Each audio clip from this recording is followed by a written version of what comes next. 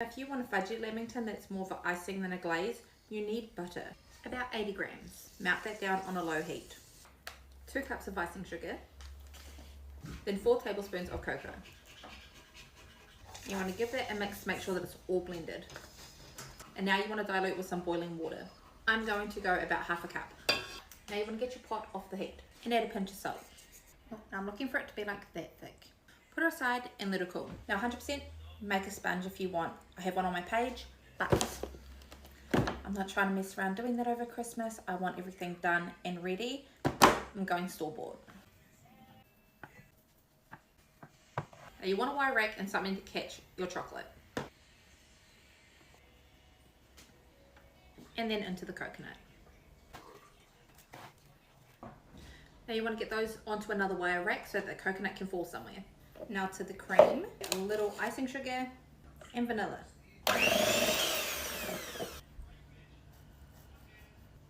A little cream, a little jam, and 1/4 of a strawberry.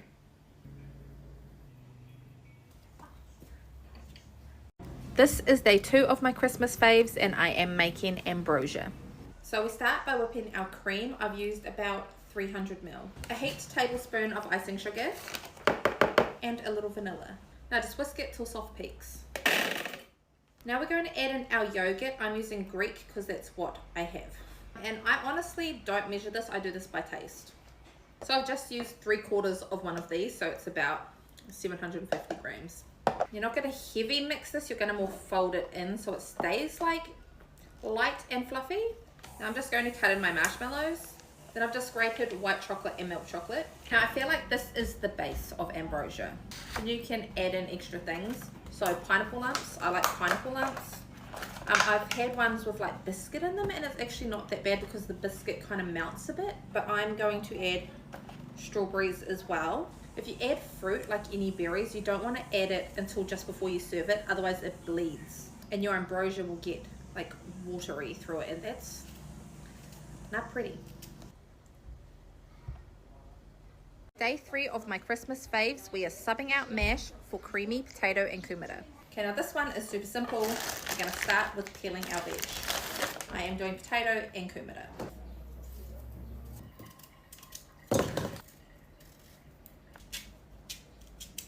And we're just going to get those on to boil as usual. Then for sauce, you just want a cream of chicken soup into the pan and some cream. Now I just do it while it's cold to make sure that it's mixed in properly. That's about 400-500 ml. Now we're just going to cook it on a low to medium heat until it thickens. I like mine nice and thick like this. Soup into potatoes and kumara. Then just give them a good coat. We're already on day 4 of my favourite Christmas food, and today it's all about the roast chicken. Now I love a roast chicken, but this one is just a little more. About 1/4 cup of oil, a good squeeze of lemon, a heaped tablespoon honey, a few cloves of garlic, some dry thyme. I'm also using fresh thyme because I just love the bloody smell. Flat leaf parsley is optional. Actually, you know what, any herbs, whatever herbs you want. And some Dijon mustard. So I'm using a 1.5 kg chicken, I'm not sure what size that is. I get your chicken in the bag, and I'm going to tip that marinade in with it. Give the chicken a little massage, and I'm going to tie it off. Now I'm just going to get it onto an oven tray with the breast up, and into a preheated oven, 180 degrees, for about an hour and a half. So half an hour for every 500 grams. Now, it doesn't matter what we're having for Christmas, stuffing is essential. The most tedious part is breaking down the bread. Now, if you have ever been to the marae, if you've ever been in the kitchen, this is probably traumatic. You do not want to use fresh bread for this, it is the worst. I've used about 3/4 of a loaf of bread, and now we need mixed herbs. About 3/4 of one of these. Now, our onion. Use how much you like. I love onion, so I'm going to use a whole one. Now for this much, for this much stuffing, I'm going to melt about half of a butter. Yes, it is a lot, but that's why mine's good. Now I'm going to soften my onions in the butter. Once your onions are translucent, add your butter to your bread. And mix, mix, mix. Totally lying here, by the way, using a spatula. I always mix it with my hand because I need to make sure that it's the right consistency. Now you want every piece of your bread wet with butter. So I don't stuff the bird, I always make stuffing separate just so it gets a chance to get crunchy. And shape it. And fold it up like the beautiful little present that it is. Now you want this in the oven at least an hour at around 180 degrees. If you're throwing away the chicken drippings from your roast, stop and turn it into gravy. Now this is the juices left over from that chicken. What do we do with that? We turn that into a gravy. Get your pan on low to medium heat. Add a heaped tablespoon of butter and a heaped tablespoon of flour. Now make sure you cook that flour out for a good 1 minute at least. Now slowly add in your chicken juices. Little by little, bit by bit. You want to adjust the consistency to what you like. Now I like to dilute with about 3/4 to 1 cup of chicken stock as well. And a little soy. Some fresh pepper. And you've just made the perfect gravy from your chicken drippings. Controversial opinion, I actually like the raspberry lamingtons more than the chocolate ones, depending on who makes them. And they're stupidly easy to make. You are literally just making jelly. So 1 packet of raspberry jelly to about 1.5 cups of boiling water. You want to mix that up to make sure that the granules really dissolve. I'm going to put this in the fridge so it speeds up the cooling a bit. So I'm using another store-bought sponge. There's ones from New World actually really good. So my jelly is now completely cool and it's gone like syrupy that it will stick to your finger. Quick dunk onto the drip tray. Roll it in your coconut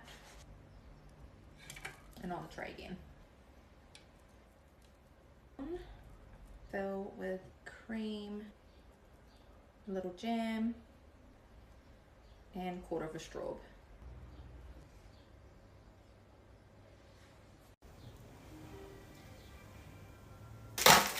Three ingredients, and these things go every single time. Tim Tams, condensed milk, and then either cocoa or coconut. You want to start by smashing up your biscuit and then dump it in a bowl. Now for 1 packet of Tim Tams, you want 1/2 a tin of condensed milk.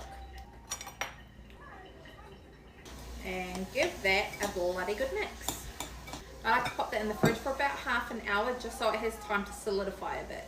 Now you just get a spoonful, roll into a ball, ugly ball, but a ball, and into coconut.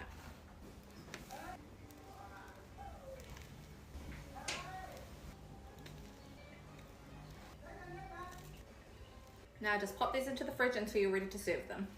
Fried chicken at Christmas? Yes, please. Let's get into it. I want milk and a squeeze of lemon. You want to let that sit a little bit until it starts to separate and almost curdle. Then we're going heavy on our seasonings. Onion powder, garlic powder, cumin, a little bit of oregano, a little bit more heavy on the salt, paprika, a little bit of chili flakes, just because the kids will be having this too. And I'm going to try some Man Rub by Pepper and Me, fresh pepper, and we're going to give that a mix.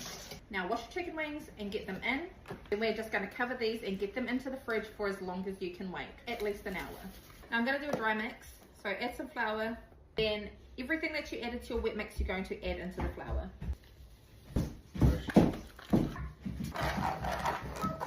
Wings into the flour, and then into your oil. I have it set at 180 degrees for about 7 to 9 minutes.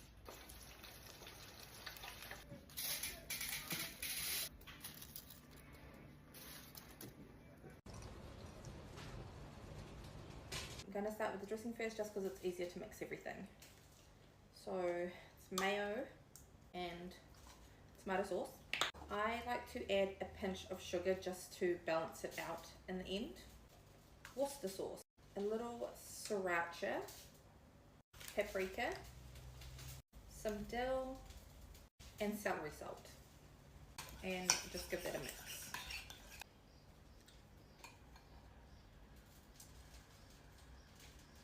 I hit that first pot, don't even need to adjust that one. Add in some spring onion and red onion, just a little bit because I like the crunch.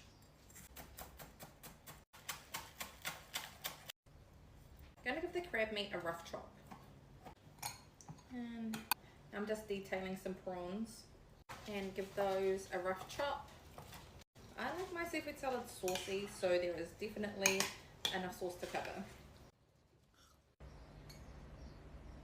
This potato salad dressing has two things: Eater potato salad dressing and condensed milk mayonnaise. The old school mayonnaise that every family probably grew up with in New Zealand. I still cannot make that mayonnaise for the life of me. Every time I make it, I fuck it up somehow. So I have to cheat and use the condensed milk style dressing from Eater as well. So it's just a combination of those two, using the condensed milk dressing to get it to the sweetness that you like it. Try and think of how much I need. Probably only that amount. If you can make this mayonnaise, congratulations, you can officially make something that I cannot. Now I'm cutting down spring onion and red capsicum. My potatoes are cooked. I'm just going to slice them down to the sizes that I want. And then some hard-boiled eggs. Just going to quarter and give that a gentle mix. I'm a day behind, so we're coming in strong with chocolatey eclairs. I'm measuring this one out exactly. 200 ml of water, 100 grams of butter, a teaspoon of sugar, more if you want it a bit sweeter, and half a teaspoon of salt. Just going to melt that down in your saucepan. Now once everything is dissolved and it's simmering, we're going to add 1 leveled dry cup of flour and start mixing straight away to cook that out. Moving it around the pan, it should ball together. That's when you know that it's good. Now we want to transfer this into another bowl just so it has a chance to cool down. You do not want to add your egg to this hot dough, otherwise it will cook. So 1, 2, and 3. Eclair shapes.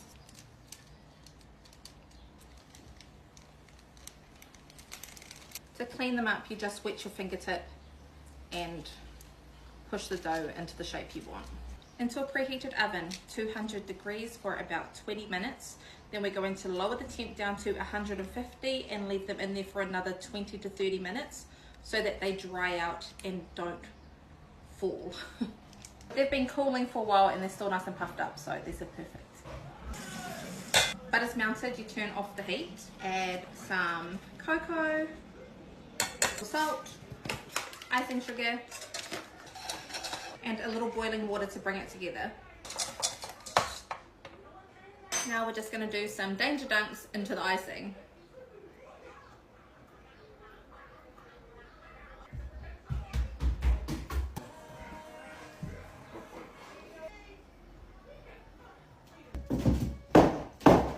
This beauty is for all my non-bakers. Passion fruit, no bake cheesecake. So we're going to start by breaking down our biscuits. I have 1 packet of super wines.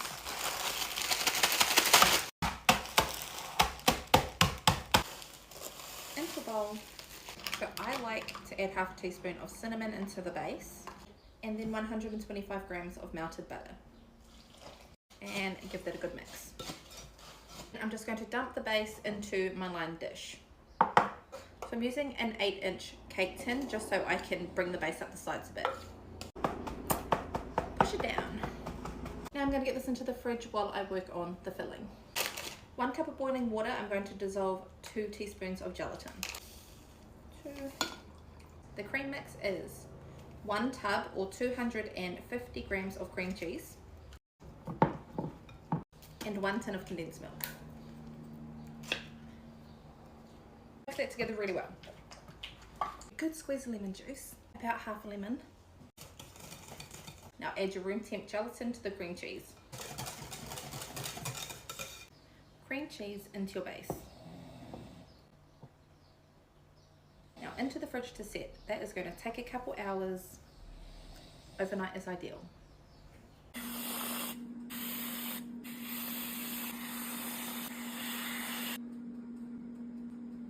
You know there's going to be seafood for Christmas, so day 15 we're smoking a fish. I'm just doing a real simple season for this. Brown sugar and some salt. So the best smoked fish that I've actually ever made was with brown sugar and Steph the Mouldy's deep bush. I've run out, so coals down on one side, fish off to the side, putting in some Jack Daniel's chips and some manuka chips. On for about an hour, just waiting for the temp to go up. Cook check, we are 40 minutes in. Eat it. Eat it. You don't have the means to do a ground hangi, and you don't have access to a steamer. I'm going to show you how to make an oven hangi for Christmas. So there are so many ways to do this, but this is how I was taught. I make mine in parcels, which kind of acts as your serving plate. So I'm just putting down a couple layers of tin foil. And then all of my veggies, including the cabbage, have been soaking in water, which is going to give you your steam. Cabbage, and then our veg, potato, kumara, carrot, pumpkin. Give those a salt. And then on with your meat, which has also been washed. So I have lamb, pork chops, and chicken. That gets the salt as well. And then you top it off with your stuffing. A nice big ball on the top.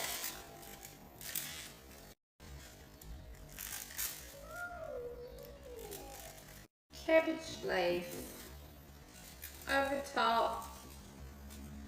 Seal it all in. And now you gotta wrap it.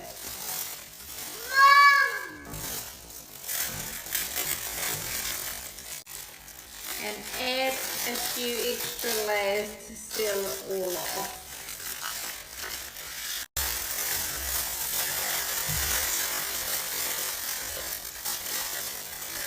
To a tray and then into the oven. I'm going to go 180 degrees for about 2.5 to 3 hours.